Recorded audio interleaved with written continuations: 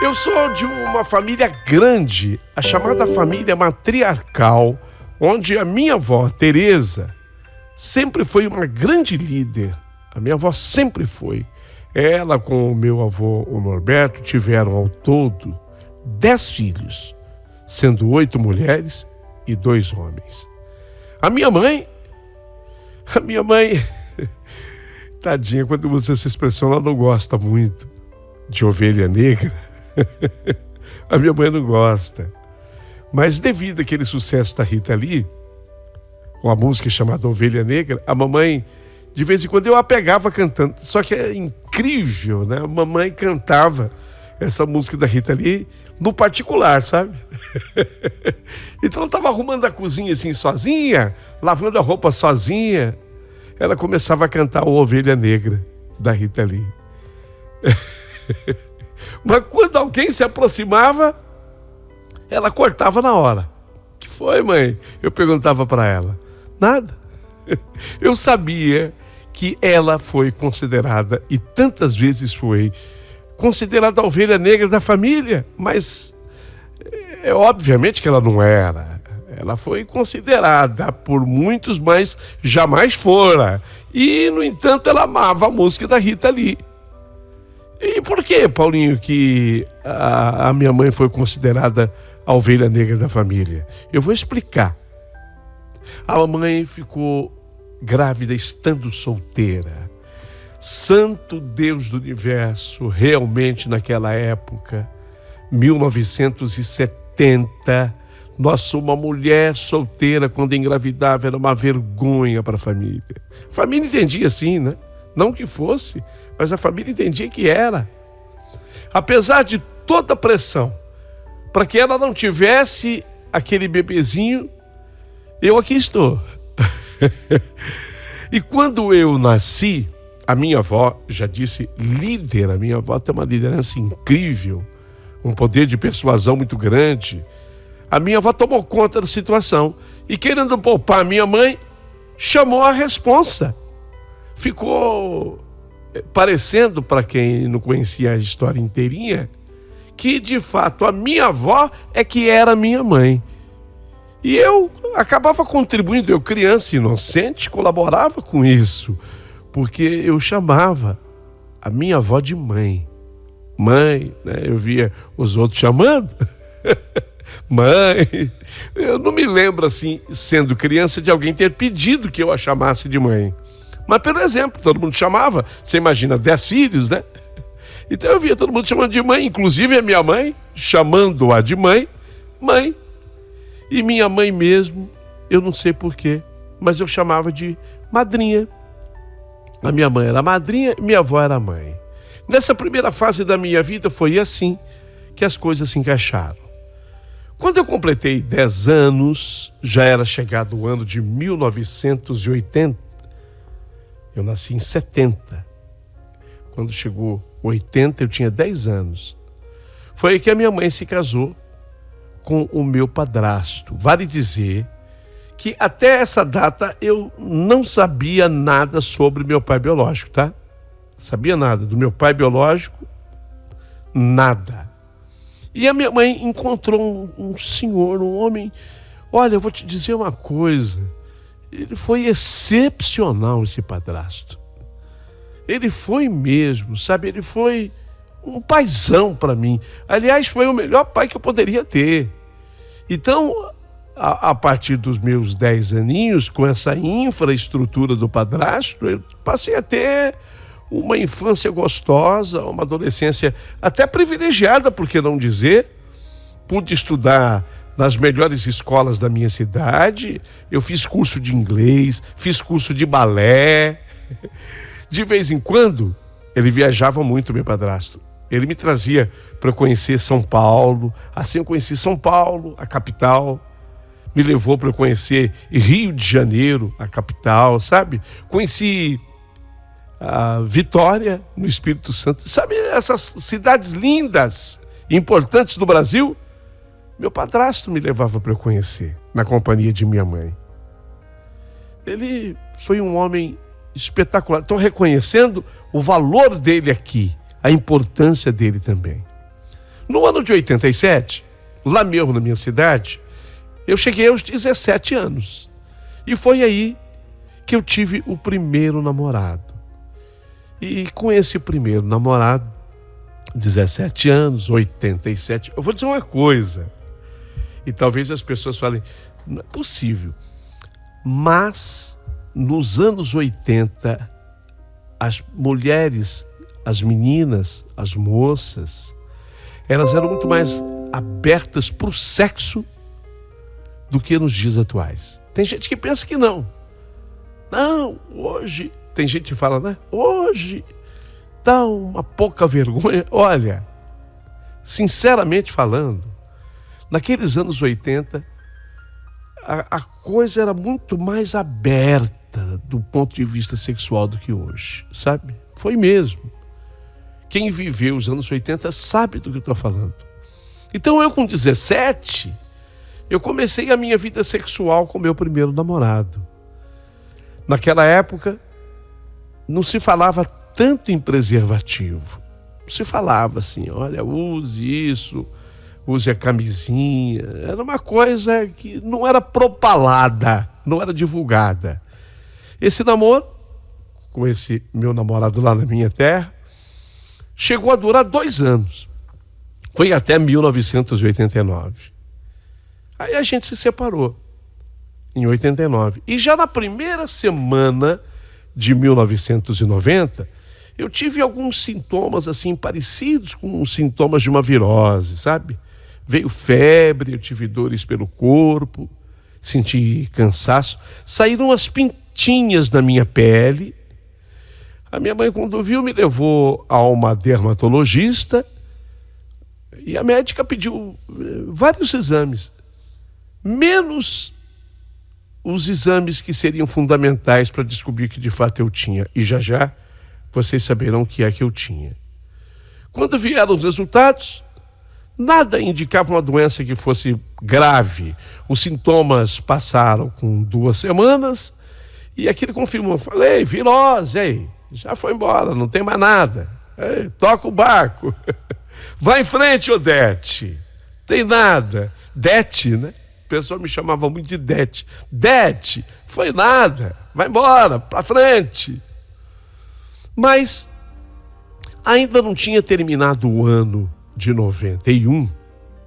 Isso foi esses sintomas lá no começo de 90. Não tinha acabado ainda o ano de 91. Pouco tempo, portanto, após o término da minha relação, né? Porque eu terminei com o meu primeiro namorado, era dezembro de 89. Não havia acabado 91 ainda. Sabe, eu tinha ficado 2 anos com ele tinha sido meu primeiro namorado. Então a gente tinha aquele sentimento, assim, sabe? Eu ainda tinha saudade.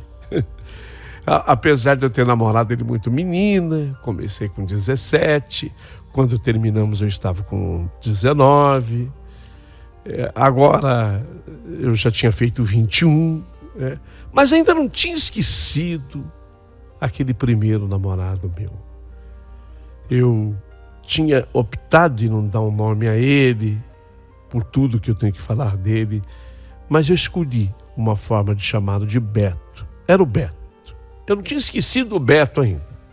O Beto ainda povoava minha mente, andava pelo meu coração, e não tinha acabado o ano de 91, ele sofreu um acidente de carro. Já não namorávamos mais. Não, a gente já não namorava mais. Ele sofreu esse acidente de automóvel, ele estava indo da nossa cidade para uma outra, e teve essa batida. Não foi assim um acidente grave, inclusive do outro carro, que era um carro maior, uma caminhoneta, o motorista nada sofreu. Mas ele, no caso, ele fraturou 3 costelas e fraturou também o braço esquerdo dele, que bateu assim na porta, ele teve esse problema. E aí ele teve que internar. Lógico, 3 costelas fraturadas, tem que ficar em observação, então ele ficou internado. O pai dele, o pai desse meu ex-namorado, ele era uma pessoa assim voltada para o mundo da saúde. Ele era farmacêutico, ele tinha uma farmácia. inclusive tinha uma farmácia, então ele era uma pessoa bastante conhecedora dos males de saúde. E o meu namorado ficou internado. Como ele conhecia muito de saúde, esse pai percebeu algumas alterações inesperadas e não relacionadas ao acidente com esse meu ex-namorado. O que era para ser uma simples recuperação se complicou e se complicou muito.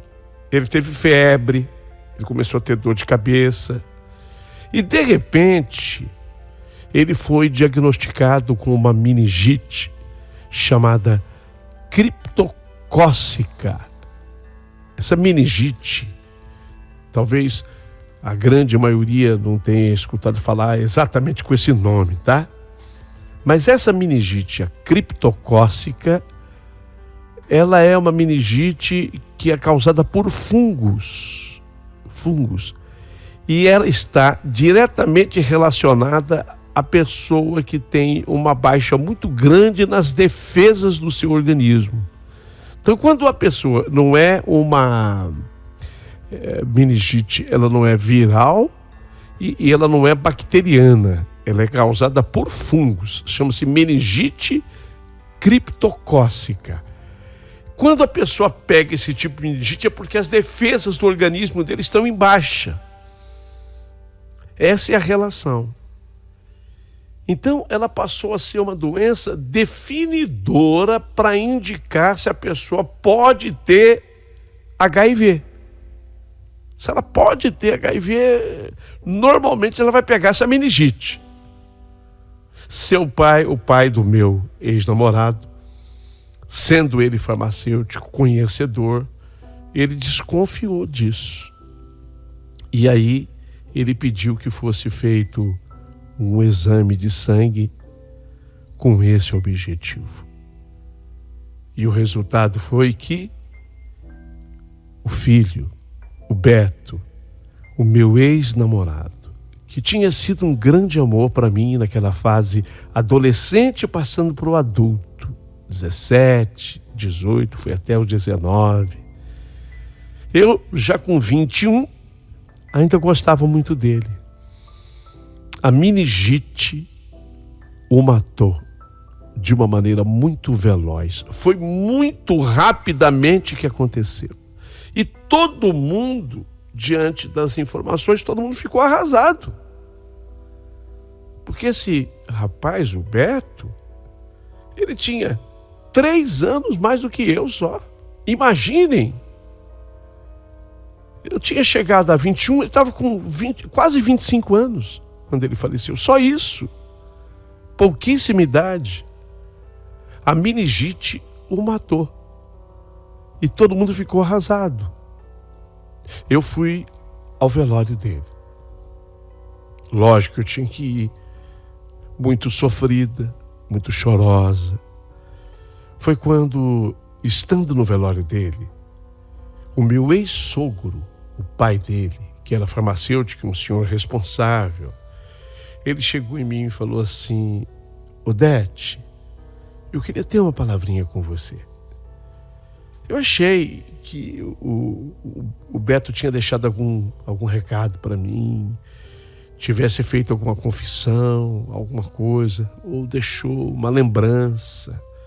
Você sabe, eu romântica como sou, estava acreditando nisso tudo. Queria ter uma conversinha com você. Agora?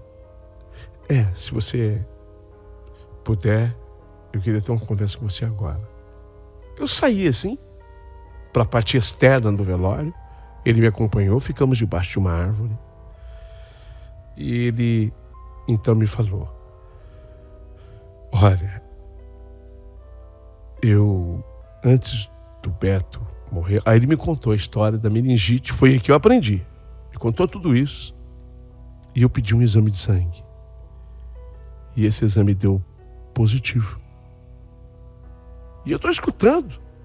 Eu que estava com uma expectativa de ouvir que ele havia deixado um recado, uma lembrança, uma mensagem, sei lá, romântica, sonhadora. Aí ele falou: o meu filho, ele tinha o vírus do HIV, AIDS. E eu queria que você fizesse também um teste. Sério? Sim. Infelizmente, muito sério. E eu queria que, por favor, você, quando puder, não precisa ser amanhã, não precisa ser a semana que vem, eu sei que você está sofrido como todos nós, mas quando puder, eu quero que você faça o teste. Até ali, eu quero que vocês se posicionem junto comigo. A AIDS já estava muito comentada, porque nós havíamos tido uma perda muito grande. Foi no dia 7 de julho de 90. Fazia um ano mais ou menos. O Brasil tinha perdido o Cazuza. E vocês não imaginam, para quem não viveu aquela época, quem viveu sabe, vocês não imaginam como consternou o Brasil, porque o Cazuza era muito querido, era um jovem poeta brasileiro, extremamente talentoso. E ele foi vítima da AIDS. E ele morreu muito magrinho. Tiveram até a ideia de fazer um filme como homenagem ou como alerta. Esse filme também eu assisti. Foi uma coisa muito chocante a morte do Cazuza. Então, quando o meu ex-sogro, pai do Beto, estava me falando sobre isso, a primeira imagem que veio na minha cabeça foi exatamente a do Cazuza, que morreu tão magro, destruído pela AIDS. Não era exatamente o que tinha acontecido com o Beto. O Beto, o que levou o Beto foi a meningite, que tomou conta de toda a meninge e todo o cérebro dele. Me veio aquela imagem do Cazuza. Até ali eu achava que, desculpe a minha ignorância, obviamente, que eu estava apenas refletindo o que a sociedade pensava. Até ali eu achava que só homens que transavam com outros homens, era o que a turma falava. Chegaram a chamar a AIDS de peste gay. Quer dizer, era uma doença exclusiva de homossexuais. Então, as mulheres, elas estavam poupadas, elas estavam livres. Eu nunca nem podia imaginar que mulher pegasse AIDS também. Ah, mas não é possível. Sim, é possível. E quem viveu aquela época vai me dar razão. Era assim. Aí o meu ex-sogro, ele esclareceu. Eu questionei, mas sou mulher? Ele me explicou que a AIDS, ela contaminava pelo sangue e pelo sêmen.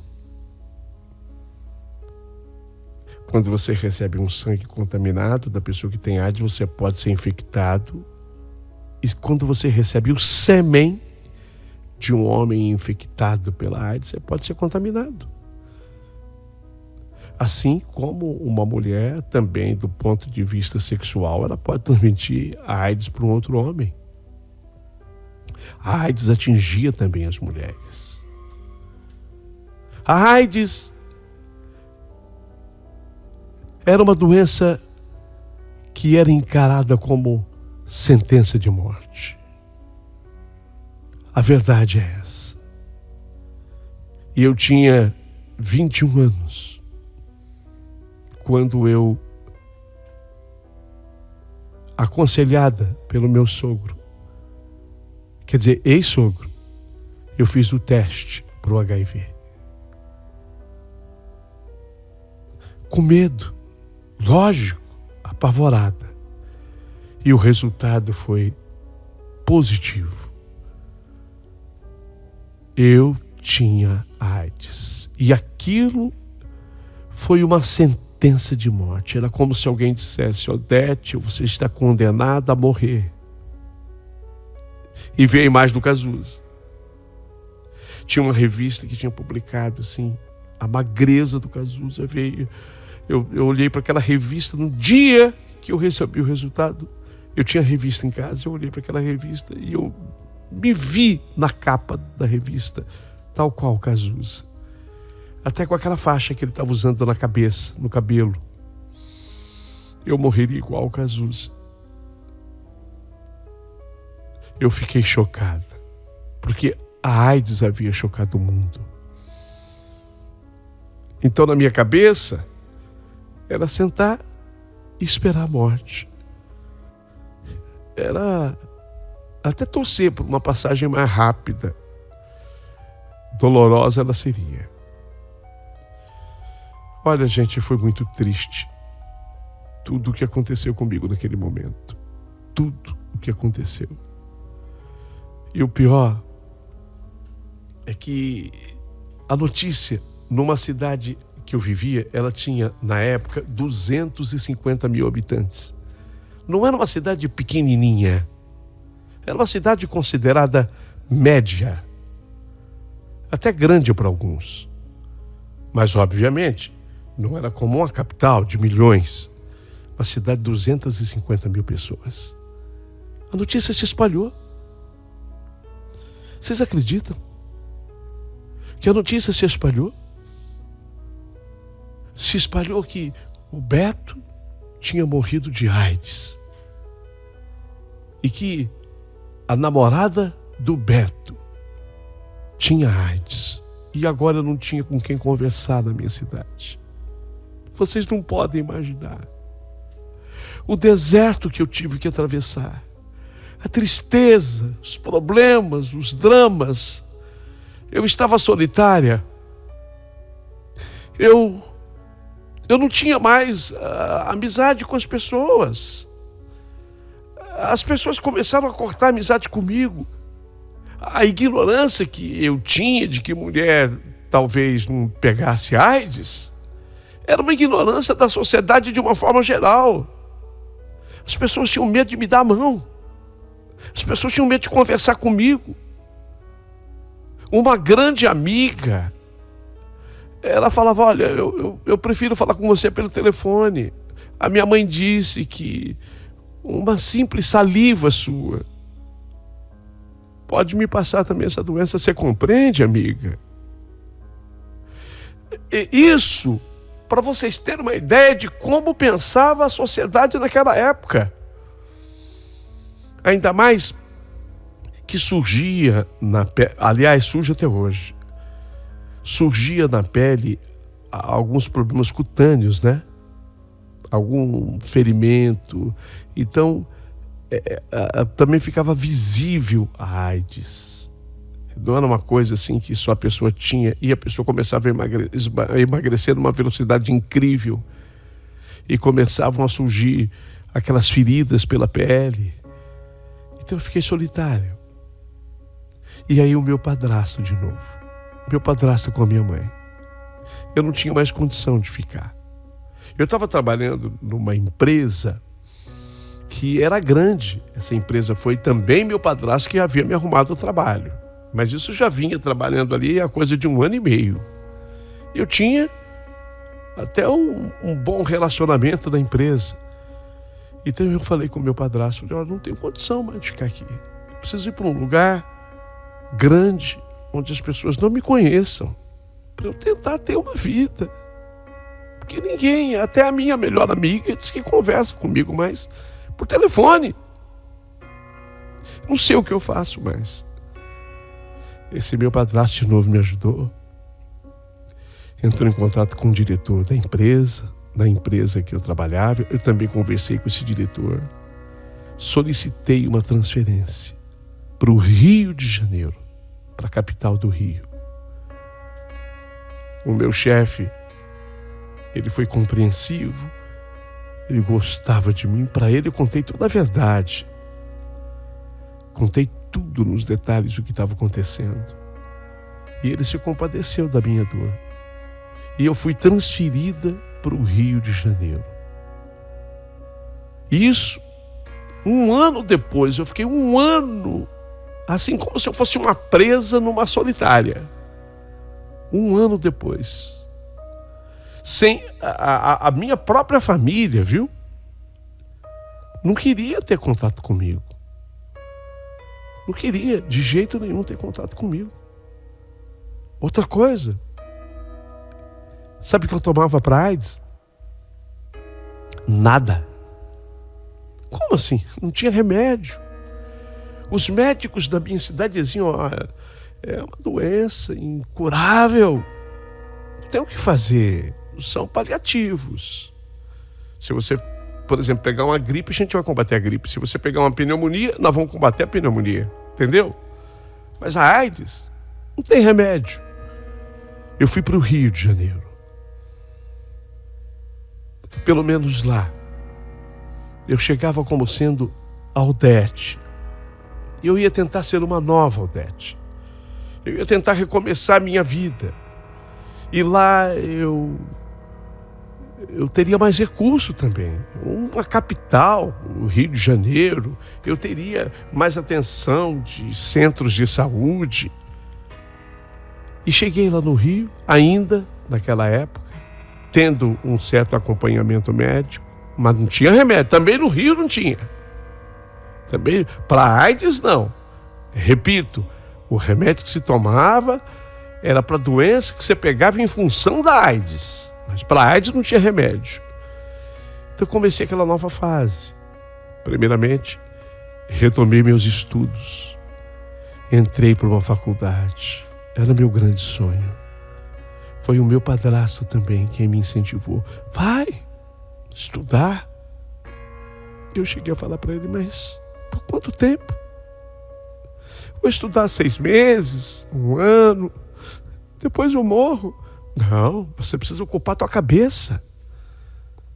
A única garantia que você tem, como eu tenho também, e qualquer ser humano tem, é o dia de hoje. O resto a gente vê depois. Vai estudar. E eu fui estudar. E vocês não imaginam o que aquela faculdade começou a me fazer bem. Eu comecei num curso de administração de empresas. E foi nesse curso que um carioca, um rapaz, ele se apaixonou por mim. Ele se apaixonou por mim. Meu Deus do céu. Eu dizia para mim, não, você não pode, Odete. Odete, você não pode. E ele se apaixonou por mim. Ricardo. Ele fazia de tudo para me agradar. Ele queria fazer trabalhos comigo. Ele queria... Eu disse a vocês, nós estávamos vivendo ainda nos anos 90 aquela liberalidade sexual, se bem que a AIDS começou a matar. A AIDS, logo após aquela morte de Cazuza, tem esse fenômeno, sabe? As pessoas começaram a ficar preocupadas. Tudo aquilo, toda aquela liberdade dos anos 80, finalzinho dos anos 70, os anos 80, aquilo vai diminuindo um pouco. Vai se arrefecendo. E o Ricardo se apaixona por mim. Eu quero namorar com você, Odete. Eu nunca conheci uma moça tão especial quanto você. Você não pode imaginar o tamanho do amor que eu tenho por você. E eu dizia para ele, mas eu não posso namorar. Como assim? Não posso. Olha, eu comecei a criar uma história para ele. Eu tinha que justificar. Eu não queria dizer para ele que eu tinha AIDS. E quem é que tinha essa coragem? Eu só tinha consciência de que eu não podia namorar. Não podia. Porque se eu namorasse, o médico me havia informado, eu iria transmitir a AIDS. E obviamente que isso eu não queria, e muito menos para aquele rapaz que começou a me mostrar o Rio de Janeiro inteiro. Ele me acolheu. Eu não queria me encontrar com ele. Eu me escondia no pequeno apartamento onde eu morava sozinha. Foi o meu padrasto também que alugou. Então eu trabalhava, ia para o apartamento e ali eu me isolava. Ali eu me escondia. E ele fazia questão: não, você não pode ficar preso dentro de casa. Tá, você não precisa me abraçar, você não precisa me beijar, mas eu só quero que você me diga por que você não quer namorar comigo. E eu não dizia. Eu comecei a criar aquela história. Sabe o que é? Eu sou filha de mãe solteira. Foi a história que eu tinha certeza que caberia contar. E que talvez o Ricardo, ele fosse acreditar. Sou filho de mãe solteira. E você não pode imaginar a revolução que foi na minha família quando a minha mãe... Isso tudo era verdade. Quando a minha mãe ficou grávida de mim, sabe? As pressões sofridas. Todo mundo queria que a minha mãe abortasse, inclusive a minha avó. Mas a minha mãe, ela resistiu, e tanto é que eu estou aqui. Só que eu fiquei com trauma. Muito trauma. Eu fui criada assim. Você tem que compreender, Ricardo. Eu tenho muito medo que um homem toque em mim. Tenho muito medo de engravidar. Mas você está na faculdade. Você sabe muito bem, você veio de uma boa cidade. Você tem 21, já vai daqui a pouco completar 22 anos. Você sabe que a forma que um casal pode realmente ter filhos, não é isso que eu estou querendo com você. Eu não estou querendo fazer sexo com você, compreenda. Eu quero namorar você, entendeu? Mas eu sei que se a gente começar a namorar, Ricardo, na própria intimidade que a gente vai ganhando... Olha, eu vou ser sincera com você.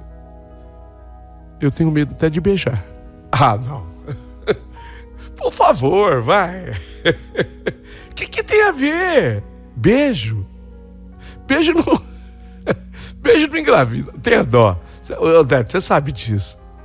Eu sei. Mas você sabe como é que é o beijo? Ele não fica no beijo. Não fica se a gente não quiser. Mas beijo é beijo. Eu não quero. Então, Ricardo, se assim, eu prefiro que não sejamos nem amigos. Não, isso não, pelo amor de Deus. Eu já não consigo mais viver sem você. Como assim? Eu gosto de você, Odete. Mas tanta mulher linda nessa cidade do Rio de Janeiro. Eu que... Não é possível. Sim. O coração não me consultou. Simplesmente o meu coração decidiu te amar. E é o que eu sinto por você. Eu não vou aceitar romper a amizade com você. Eu aceito ser o seu amigo. Só o seu amigo. Até que um dia tudo passe. Posso ser seu amigo?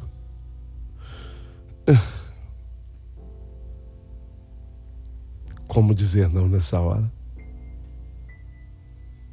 Pode. Amigo, tudo bem. Eu só não posso namorar, tá? Já entendi. Não pode beijar também. Não posso. E foi assim que, através da amizade, o amor que Ricardo sentia por mim era algo tão forte que, através da amizade, ele me mostrou cada canto do Rio de Janeiro. E toda vez que ele tentava uma aproximação, até mesmo pegar na minha mão, eu tinha medo. Eu não queria. E a história era aquela, o trauma que veio da minha mãe, as recomendações feitas. Eu tinha que dizer alguma coisa. Restava saber uma coisa: você gostava do Ricardo? Ele me cativou. Ele me cativou. Eu gostava e não era pouco. Só restava, portanto, saber até quando ele suportaria aquela situação. E vocês vão ficar sabendo disso na segunda parte da minha história. Não percam.